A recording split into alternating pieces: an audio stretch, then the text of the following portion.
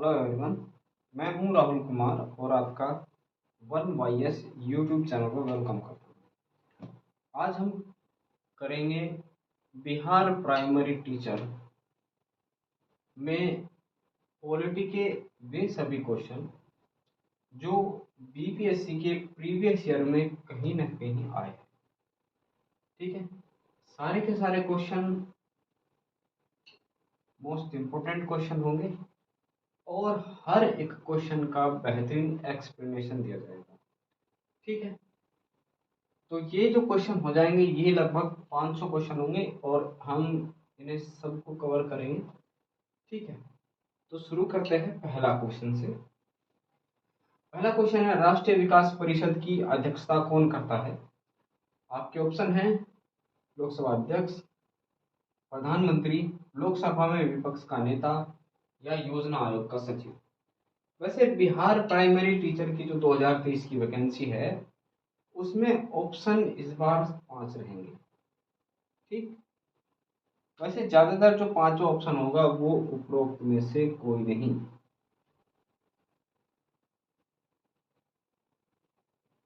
तो इसका ऑप्शन पहले आप सिलेक्ट करें। ठीक, तो राष्ट्रीय विकास परिषद की अध्यक्षता करते हैं माननीय प्रधानमंत्री। ठीक है, बात करते हैं राष्ट्रीय विकास परिषद की। ये क्या है?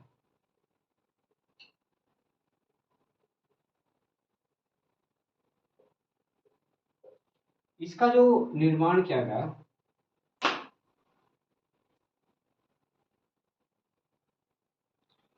राष्ट्रीय विकास परिषद, इसका गठन अगस्त 1952 में किया गया। ये न तो संवैधानिक निकाय है और न ही संवैधिक, मतलब राष्ट्रीय विकास परिषद का जिक्र संविधान में नहीं है और न ही यह संसद में कोई बिल पास कराकर बनाई गई है, बल्कि एक कैबिनेट के निर्णय से इसकी स्थापना हुई है। ठीक, इसके जो सदस्य होंगे वो सभी राज्यों के सीएम और वह केंद्र शासित प्रदेशों के सीएम और प्रशासक, नीति आयोग के सभी सदस्य और सभी केंद्रीय कैबिनेट मंत्री इसके सदस्य होंगे। इसका कार्य है पंचवर्षीय योजनाओं को का अनुमोदन करने वाली यह सबसे बड़ी संस्था है, सर्वोच्च संस्था है। ठीक है, तो ये बात हुई राष्ट्रीय विकास परिषद की। अगली बात करते हैं क्वेश्चन नंबर 2 की। क्वेश्चन नंबर 2 रहा आपकी स्क्रीन पर। ये रहा क्वेश्चन नंबर 2 आपकी स्क्रीन पर।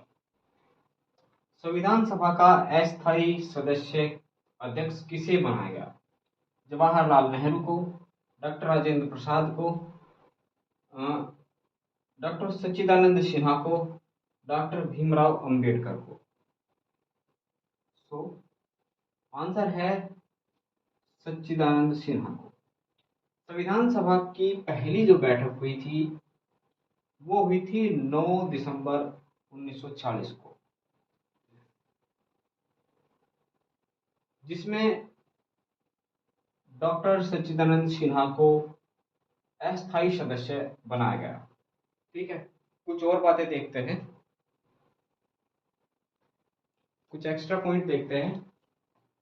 जैसे संविधान सभा की पहली बैठक जो हुई थी वो हुई थी 9 दिसंबर 1940 को, जिसमें डॉक्टर सच्चिदानंद सिन्हा अस्थायी अध्यक्ष बनाए गए थे। अगली जो बैठक हुई, दूसरी बैठक, वो हुई थी 11 दिसंबर 1940 को, जिसमें डॉक्टर राजेंद्र प्रसाद स्थायी अध्यक्ष बना दिए गए। जो थर्ड बैठक हुई 13 दिसंबर 1940 को, इसमें जवाहरलाल नेहरू ने उद्देश्य प्रस्ताव प्रस्तुत किया और संविधान निर्माण का कार्य प्रारंभ किया। ठीक है, तो ये तो बात रही क्वेश्चन नंबर 2 से रिलेटेड सारी बातें। बात करते हैं क्वेश्चन नंबर 3 की, जो रहा आपकी स्क्रीन पर। ये रहा अगला क्वेश्चन। संविधान सभा का स्थायी अध्यक्ष कौन था? जवाहरलाल नेहरू, डॉक्टर राजेंद्र प्रसाद, सच्चिदानंद सिन्हा, डॉक्टर भीमराव अंबेडकर। अभी अभी हमने पढ़ा ये सब कुछ। ये है क्वेश्चन नंबर 3। ठीक है, हमने पढ़ा कि 11 दिसंबर 1940 को डॉक्टर राजेंद्र प्रसाद संविधान सभा के स्थायी सदस्य अध्यक्ष बनाए गए। ठीक है, देखते हैं क्वेश्चन नंबर 4।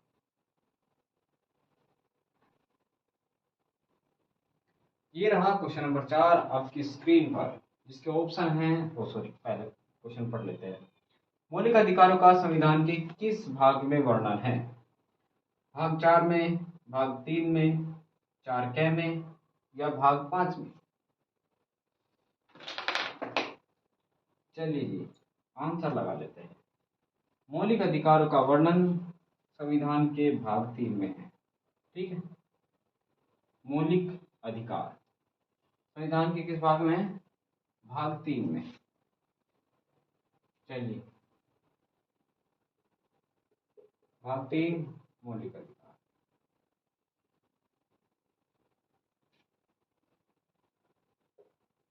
भाग 4, भाग 4 में क्या है? नीति निर्देशक तत्व।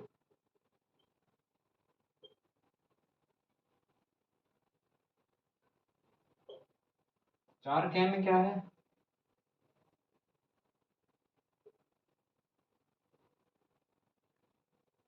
चार कै में है मूल कर्तव्य। यह है आर्टिकल 51, मूल कर्तव्य आर्टिकल 51 के।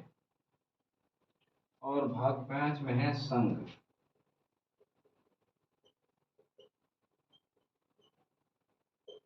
ठीक,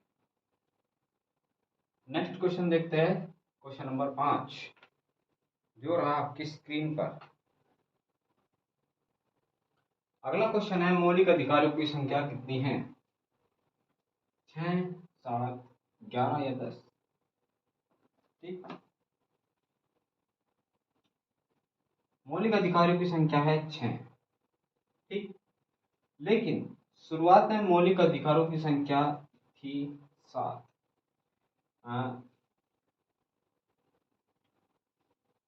कैसे? 44वें संविधान संशोधन 1976 में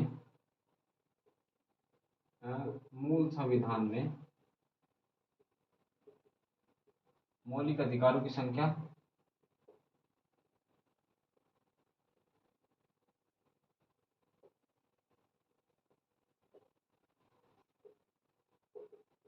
कितनी थी? 7 थी। बट क्या हो गया?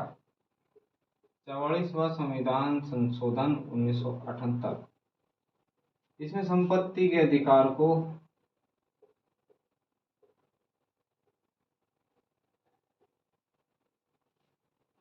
संपत्ति के अधिकार को हटाकर कहाँ जोड़ देगा? आर्टिकल 300 क्या में हटाकर भाग 12 में आर्टिकल 300 के में जोड़कर एक कानूनी अधिकार बना दिया।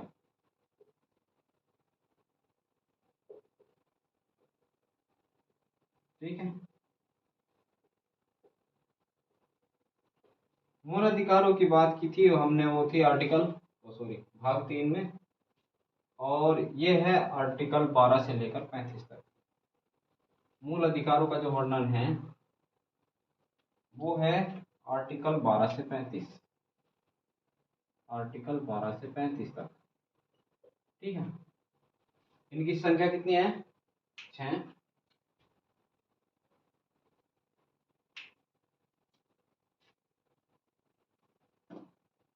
वर्तमान में संख्या है 6, शुरुआत में थी 7, क्योंकि और फिर रह गई 6 क्योंकि एक हटा दिया, संपत्ति का अधिकार। ठीक है, अगला क्वेश्चन देखते हैं, क्वेश्चन नंबर 6 जो रहा आपकी स्क्रीन पर। चलिए जी, अगला क्वेश्चन देखते हैं, क्वेश्चन नंबर 6 जो कि है, भारत के जो संविधान है उसका आर्टिकल 356 किससे रिलेटेड है? राष्ट्रीय आपातकाल से, राष्ट्रपति शासन से, वित्तीय आपातकाल से, या फिर संविधान संशोधन अधिनियम से? सो आप अपना आंसर टिक कर दें और हम भी कर देते हैं, राष्ट्रपति शासन से। आर्टिकल 356, भारत के संविधान में 3 तरीके से राष्ट्रपति आपातकाल लगा सकता है। आर्टिकल 352, यह होता है राष्ट्रीय आपातकाल। ये है बाह्य आक्रमण या फिर सशस्त्र विद्रोह के आधार पर लगाया जाता है, आर्टिकल 352। फिर आता है आर्टिकल 356, ये होता है राष्ट्रपति शासन। अगर राज्यपाल को लगे कि किसी राज्य में शासन संवैधानिक रूप से नहीं चल रहा, तो वो राष्ट्रपति से अनुमोदन करेगा राष्ट्रपति शासन लागू करने का। ठीक। नंबर आता है आर्टिकल 360, ये होता है वित्तीय आपातकाल।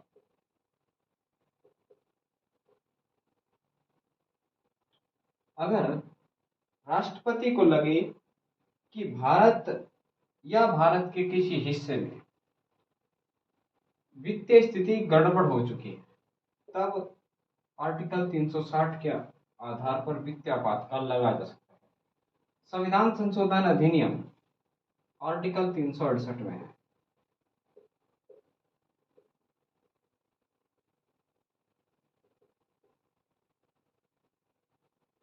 ठीक है, आर्टिकल 368 में क्या है? संविधान संशोधन अधिनियम। नोट करें सबको।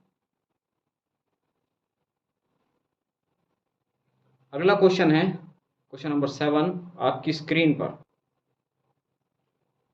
अगला सवाल देखते हैं, क्वेश्चन नंबर 7। भारतीय संविधान अपनाया गया 26 जनवरी 1950 को, 26 जनवरी 1940 को, 26 नवंबर 1949 को या 31 दिसंबर 1949 को। तो इस प्रश्न का सही उत्तर है 26 नवंबर 1949 को। देखेंगे सभी, भारतीय संविधान लागू हुआ था, कब लागू हुआ था? पूर्ण रूप से 26 जनवरी 1950 को संविधान पूर्ण रूप से भारत में लागू हुआ। ठीक, इनकी डिटेल देखते हैं कैसे।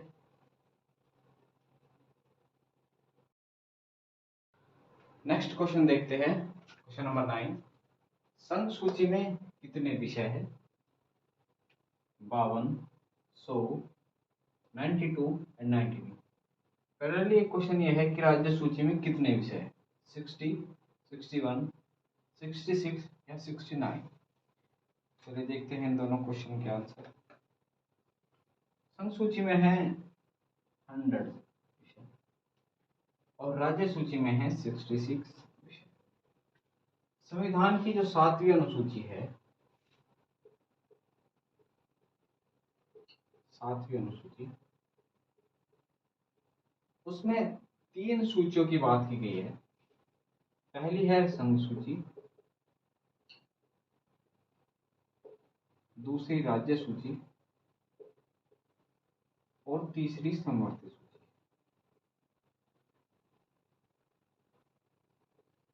ठीक, समवर्ती सूची की जो अवधारणा ली गई थी वो ली गई थी ऑस्ट्रेलिया के संविधान से।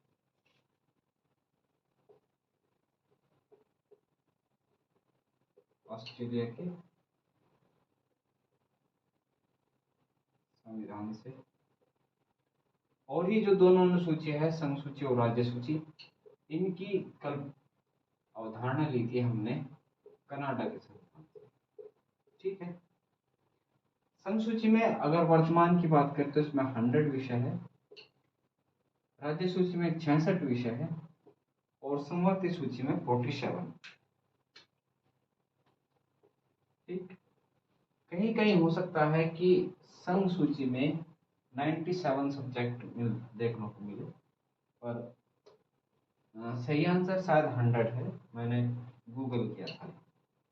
ठीक, तो संघ सूची और राज्य सूची कनाडा के संविधान से ली गई है, समवर्ती सूची ऑस्ट्रेलिया के संविधान से ली गई है और ये तीनों के तीनों 7वीं अनुसूची में।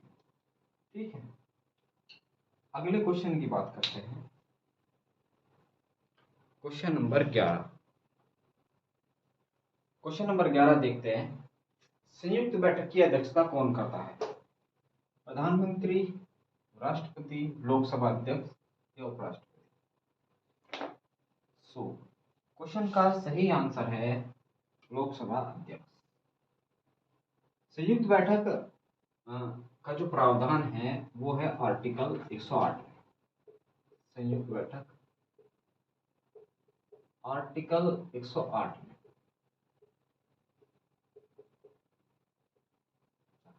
ये कब बुलाई जाती है? 3 कंडीशन हो, या तो कोई सा सदन बिल को अस्वीकार कर दे, मानने से मना कर दे, ना हम नहीं मानते। दूसरी कंडीशन, संशोधन करके भेज दिया तो भी नहीं मानते, संशोधन स्वीकार नहीं करते।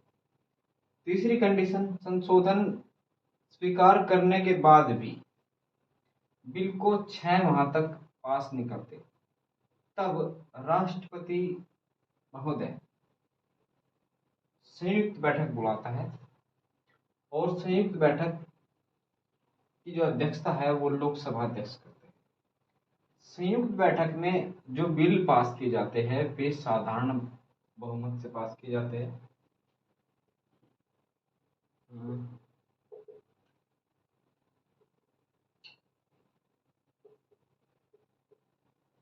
ठीक है, साधारण बहुमत से पास किए जाते हैं। ठीक, और एक बात, धन विधेयक और संविधान संशोधन विधेयक पर संयुक्त बैठक नहीं बुलाई जाएगी। क्यों नहीं बुलाई जाएगी? क्योंकि धन विधेयक के मामले में सारी की सारी शक्तियां केवल अपर वो लोकसभा के पास है। अगर राज्यसभा चाहे भी तो धन विधेयक को केवल 14 दिन तक रोक सकती है। ठीक है, और पहली बात ये, दूसरी बात ये, तीसरी बात ये, धन विधेयक व संविधान संशोधन विधेयक, कॉन्स्टिट्यूशन अमेंडमेंट एक्ट पर संयुक्त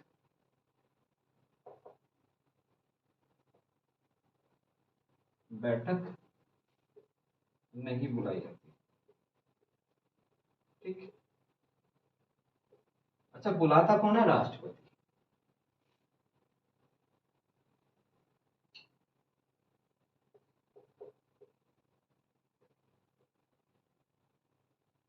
ठीक है, संयुक्त बैठक का प्रावधान आर्टिकल 108 में 3 स्थितियों में बुलाई जाएगी। बिल को सदन अस्वीकार कर दे, दूसरी स्थिति उसमें संशोधन को मानने से भी इनकार कर दे, तीसरी स्थिति बिल को 6 माह तक रोक ले, तब राष्ट्रपति महोदय संयुक्त बैठक बुलाते हैं और जिसकी अध्यक्षता लोकसभा अध्यक्ष करते हैं। इसमें धन विधेयक और संविधान संशोधन विधेयक पर बैठक नहीं बुलाई जाती। ठीक, अगला क्वेश्चन देखते हैं, क्वेश्चन नंबर 12। अगला क्वेश्चन है, राज्यसभा व लोकसभा में राष्ट्रपति कितने सदस्यों को मनोनीत करता है? टोटल कितने सदस्य होंगे? सो इसका आंसर क्या है? इसका आंसर है 14। देखिए कैसे। राज्यसभा में राष्ट्रपति महोदय 12 सदस्यों को मनोनीत करते हैं। राज्यसभा में 12 सदस्य मनोनीत होते हैं और लोकसभा में 2। ठीक, ये जो 12 लोग होते हैं ये कला, साहित्य, विज्ञान या पत्रकारिता के क्षेत्र में दक्ष लोग होते हैं, अनुभवी लोग होते हैं। ठीक। जो राज्यसभा में इन सदस्यों का मनोनयन होता है वो आयरलैंड के संविधान से लिया गया है, ये प्रावधान। राज्यसभा में सदस्यों के मनोनयन का प्रावधान आयरलैंड के संविधान से लिया गया है।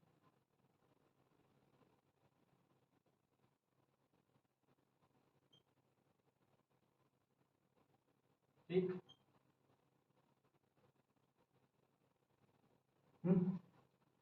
अच्छा, अगर हम बात करें राज्यसभा में सदस्यों की, उनकी अधिकतम संख्या होती है 130।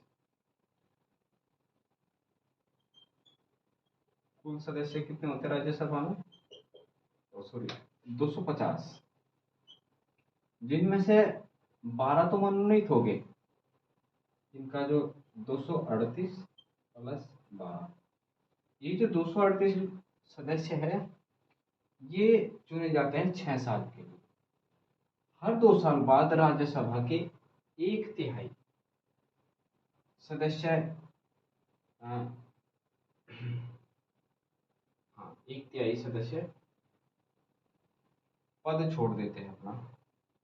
ठीक है।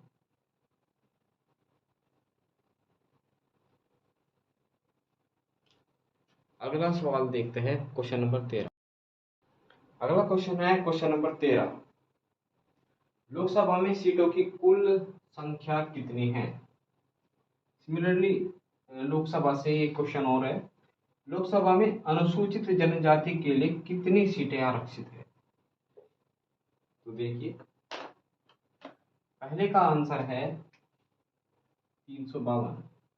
लोकसभा में टोटल सीटों की संख्या है 352 और अनुसूचित जनजाति के लिए जो सीटें आरक्षित है उनकी संख्या है 47। ठीक। देखिए कैसे सीटें बटी हुई है। ये टोटल सीटें कितनी हैं? 552। ठीक। जिनमें से 530 राज्यों से चुनकर आते हैं, 20 सदस्य यूपी से चुनकर आते हैं और 2 सदस्य अंगल भारतीय राष्ट्रपति मनोनीत करता है। इनमें से अनुसूचित जाति के लिए जो सीटें हैं उनकी संख्या है 84। अनुसूचित जाति के लिए आरक्षित सीटें कितनी हैं? 84। और अनुसूचित जनजाति के लिए आरक्षित सीटें की संख्या है वो है 47। ठीक है। इनकी टोटल जो काउंटिंग बैठती है वो बैठती है 131। ठीक है। यानी कि प्रश्न ये भी बन सकता है कि लोकसभा में अनुसूचित जाति और अनुसूचित जनजाति के लिए कुल आरक्षित सीटों की संख्या कितनी है? तो आंसर होगा 131। ठीक है। क्वेश्चन नंबर नेक्स्ट देखते हैं, क्वेश्चन नंबर 15। क्वेश्चन नंबर 14 है, संविधान में 10वीं अनुसूची किस संविधान संशोधन अधिनियम द्वारा जोड़ी गई? 42वीं संविधान संशोधन अधिनियम द्वारा, 44वां, 52वां या 85वां? तो सही आंसर है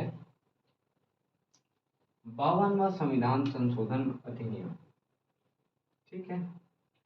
उस समय केंद्र में राजीव गांधी की सरकार थी। ठीक है। और ये दल बदल निषेध कानून है। ठीक है। 10वीं अनुसूची की बात करते हैं हम। 10वीं अनुसूची, ये दल बदल कानून, दल बदल का निषेध से रिलेटेड है और ये 52वां संविधान संशोधन 1985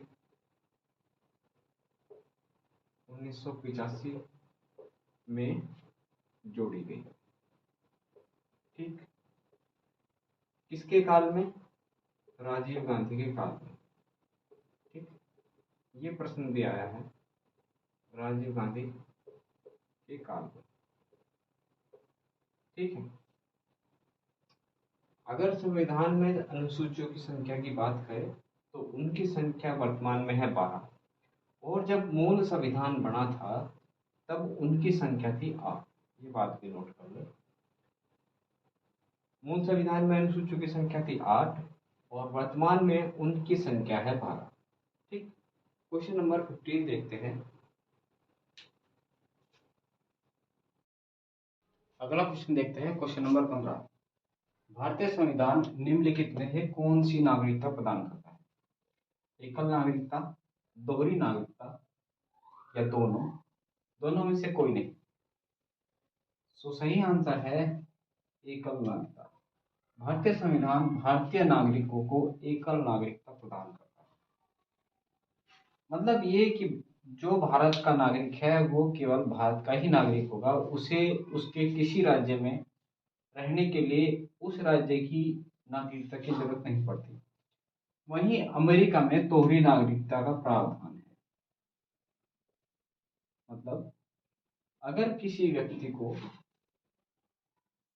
अगर कोई व्यक्ति अमेरिका का नागरिक है तो उसे अमेरिका की नागरिकता तो लेनी ही पड़ेगी। वो अमेरिका के जिस राज्य में रहता है उसे वहां की भी नागरिकता लेनी पड़ेगी, तो दोहरी नागरिकता होगी। ठीक, अगला क्वेश्चन देखते हैं, क्वेश्चन नंबर 16। अगला क्वेश्चन है क्वेश्चन नंबर 16। भारत में किसी राज्य में राज्यपाल बनने वाली पहली महिला कौन थी? सुचेता कृपलानी, सरोजनी नायडू, राजकुमारी अमृता प्रीतम कौर या एनी बेसेंट? चलिए देखते हैं इसका आंसर। इसका आंसर है सुचेता, सरोजनी नायडू। सरोजनी नायडू यूपी में राज्यपाल बनी थी सबसे पहले। अगर हम पूरे ऑल इंडिया की बात करें तो राष्ट्रपति बनने वाली पहली महिला थी प्रतिभा पाटिल। ये थे प्रतिभा पाटिल। अगर प्रधानमंत्री की बात करें वे थी इंदिरा गांधी। इंदिरा गांधी। और स्वास्थ्य मंत्री जो अमृता प्रीतम कौर थी, ये केंद्रीय मंत्री, वह स्वास्थ्य मंत्री। सबसे पहली केंद्रीय मंत्री थी और सबसे पहली स्वास्थ्य मंत्री थी राजकुमारी अमृता प्रीतम कौर।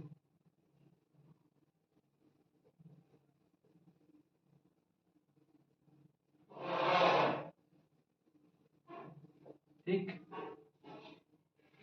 और क्या बात करें,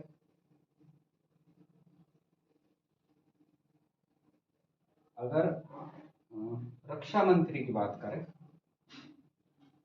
रक्षा मंत्री, रक्षा मंत्री बनी थी सबसे पहली निर्मला सीतारमण।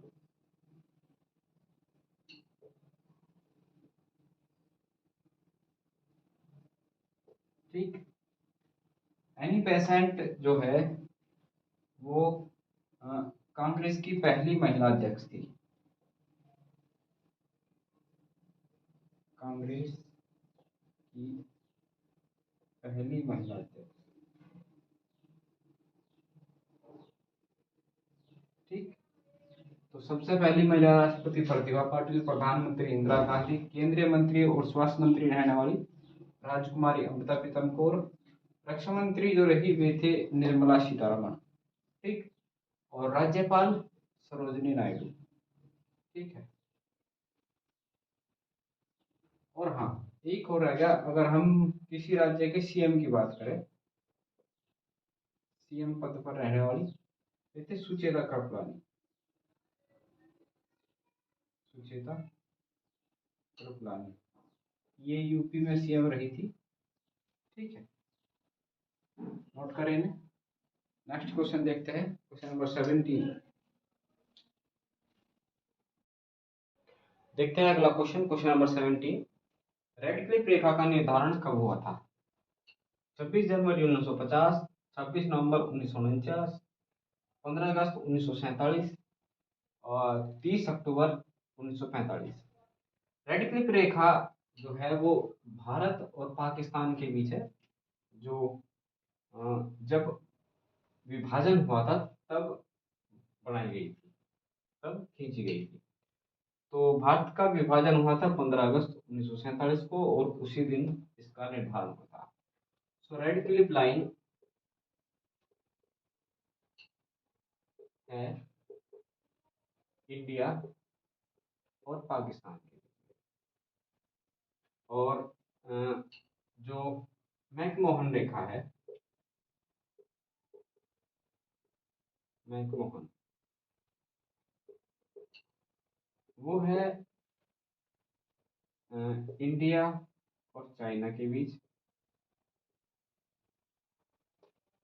एक डोरंट लाइन है, वो है इंडिया और अफगानिस्तान के बीच में। ठीक है,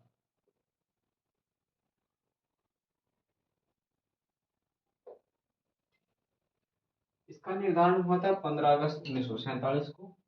मैकमोहन रेखा जो का निर्धारण किया गया था वो था 27 अप्रैल 1914। लिख लेते हैं, 27 अप्रैल 1914 को। और डोरंट लाइन का लगभग 1896 में, डोरंट लाइन 1896। ठीक,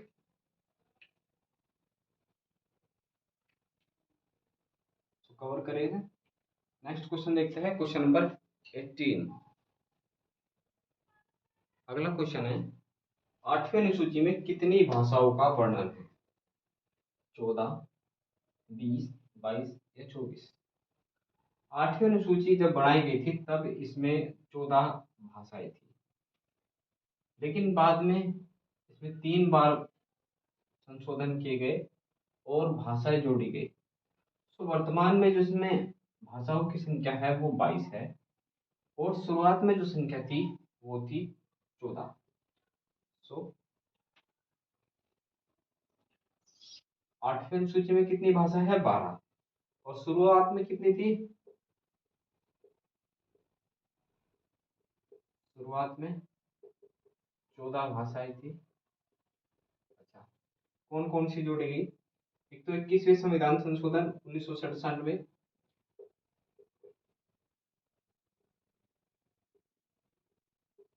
सिंधी भाषा जोड़ी गई। ठीक है, और 71वें संविधान संशोधन 1992, इसमें कितनी भाषाएं जोड़ी गई? 3 भाषाएं, कोंकणी, मणिपुर और नेपाली।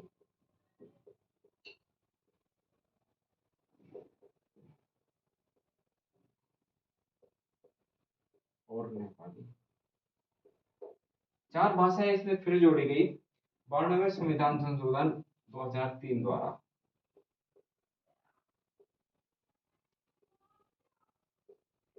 कौन कौन सी?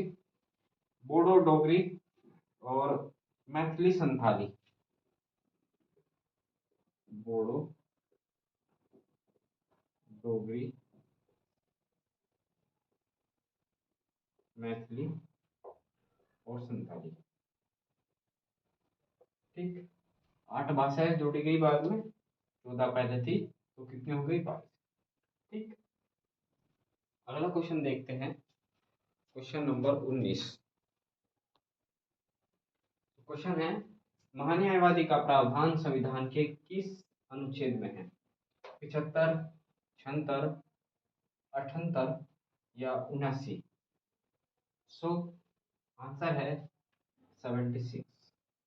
महान्यायवादी एक ऐसा अधिकारी है भारत सरकार का जो संसद की दोनों अ, सदन में हिस्सा ले सकता है, मतदान नहीं कर सकता, और भारत की किसी भी कोर्ट में सुनवाई कर सकता है। इसका जो कार्यकाल होता है वो होता है 5 साल, या फिर जैसे ही सरकार का कार्यकाल खत्म होता है ये अपने पद से इस्तीफा दे देता है। ठीक। सो हाँ, और ये संयुक्त बैठक में भी हिस्सा ले सकता है, मतदान नहीं कर सकता बस। ठीक है। तो क्वेश्चन इसका आंसर होगा 76, आर्टिकल 76 में महान्यायवादी का वर्णन है। अगला क्वेश्चन है क्वेश्चन नंबर 20, जो रहा आपकी स्क्रीन पर। अगला क्वेश्चन है, संविधान संशोधन की प्रक्रिया किस देश के संविधान से ली गई है? अमेरिका का संविधान, अफ्रीका का संविधान, ऑस्ट्रेलिया का, या फिर रूस का? संविधान संशोधन की जो प्रक्रिया है वो है आर्टिकल 368 में, और ये भाग 20 में है। ठीक है, संविधान संशोधन प्रक्रिया।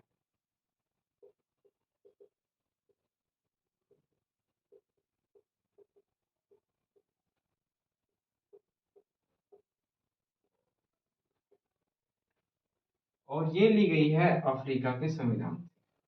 ठीक है। और कौन कौन सा? ऑस्ट्रेलिया का संविधान से हमने क्या लिया? ऑस्ट्रेलिया के संविधान से लिया हमने समवर्ती सूची, प्रस्तावना की भाषा,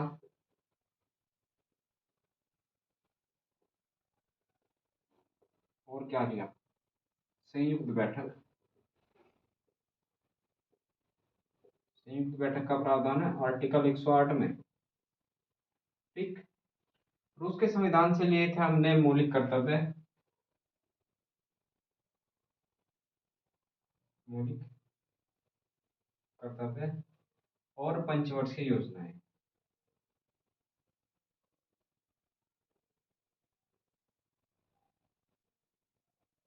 ठीक। संविधान संशोधन प्रक्रिया आर्टिकल 368 में है, जो कि भाग 20 में है।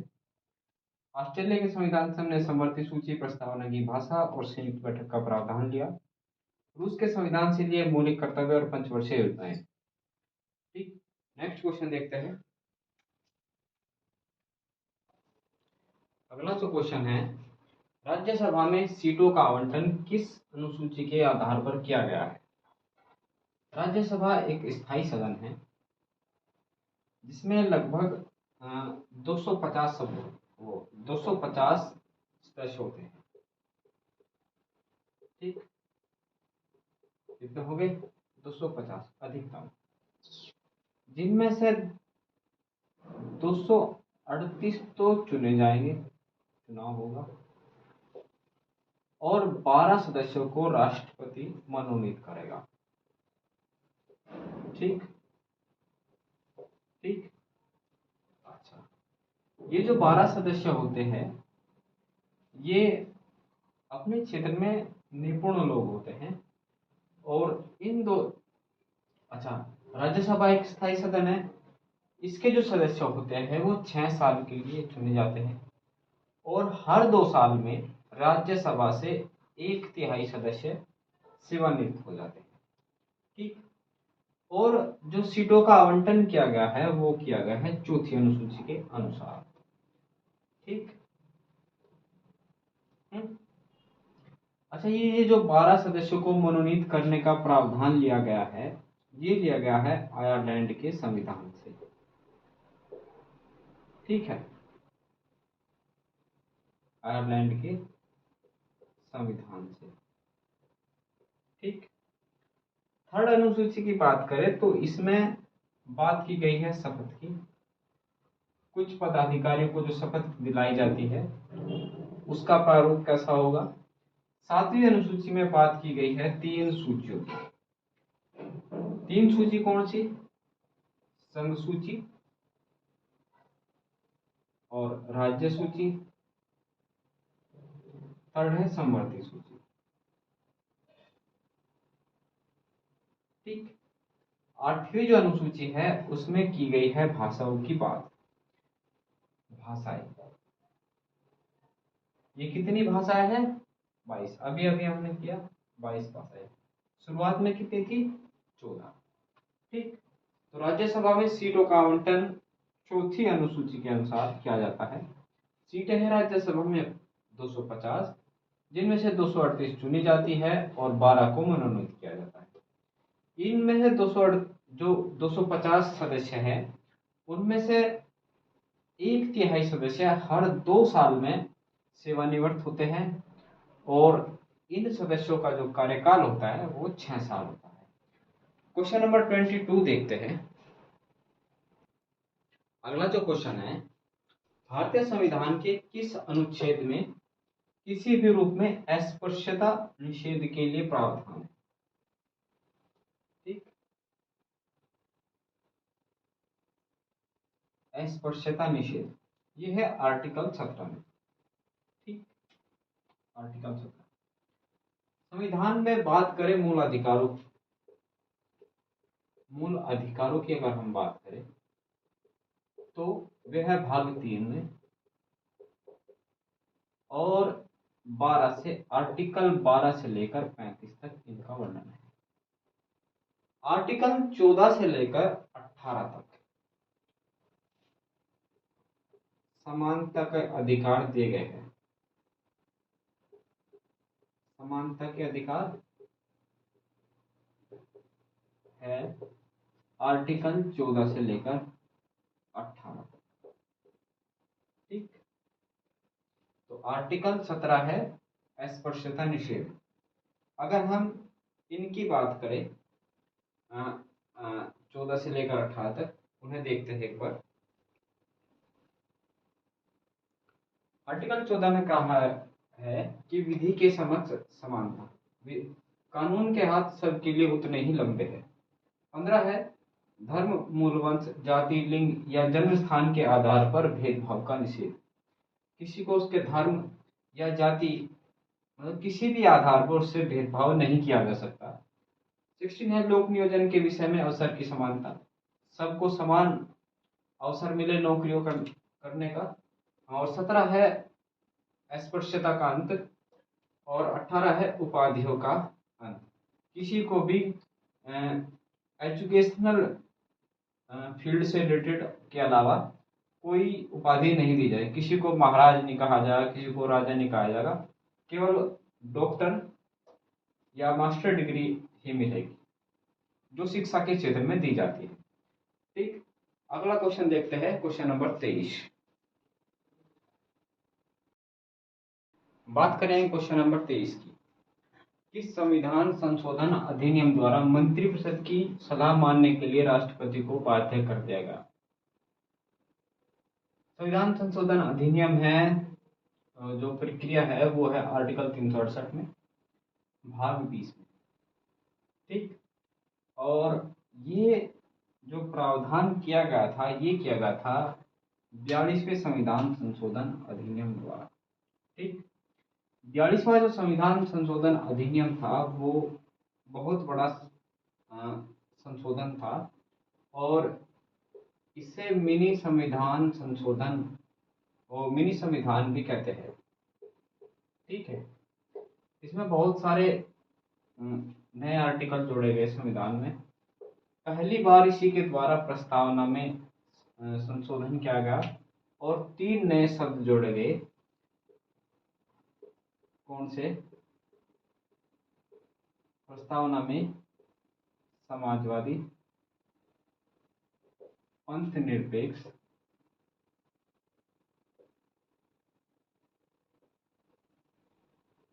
और अखंडता शब्द जोड़े गए।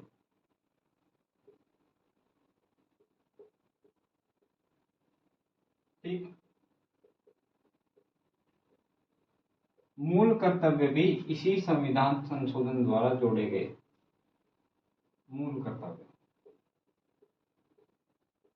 ठीक, ये भाग 4 के 4 के व आर्टिकल 51 के में जोड़े गए। ठीक, और क्या हुआ, इसके द्वारा लोकसभा और राज्य विधानमंडलों का जो कार्यकाल है वो 1 साल बढ़ा दिया। ठीक है, तो लोकसभा विधानमंडलों का कार्यकाल 1 साल बढ़ा दिया, यानी कि 6 साल का कर दिया है।